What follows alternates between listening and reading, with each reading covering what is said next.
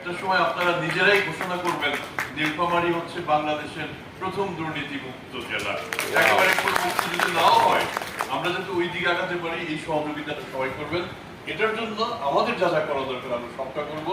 জেলা প্রশাসন, আমাদের রংপুর বিভাগ, রংপুর অফিস, এবং আমরা একসময় এটাও অফিস হতে পারে।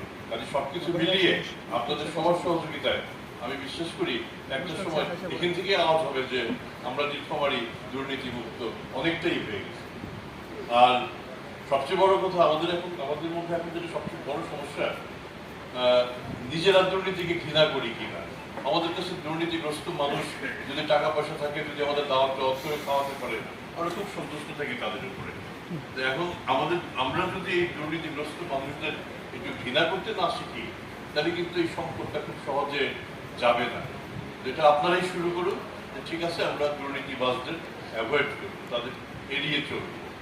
তাহলে একটা সময় হয়তো আমি এমনও দেখছি, বাবা খুবই ভালো সুফি মানুষ, কিন্তু মেয়েটাকে বিয়ে দিলেন একটা দুর্নীতিগ্রস্ত লোকের সন্তানের সাথে।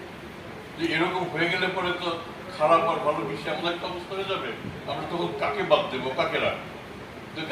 আমার মনে হয় আপনারা এই কাজটা করতে পারবেন। আমাদের বয়সটাও হয়ে গেছে, আজকে এখানে যারা আছেন আমার ধারণা তাদের মধ্যে আমার বয়স সবচেয়ে বেশি।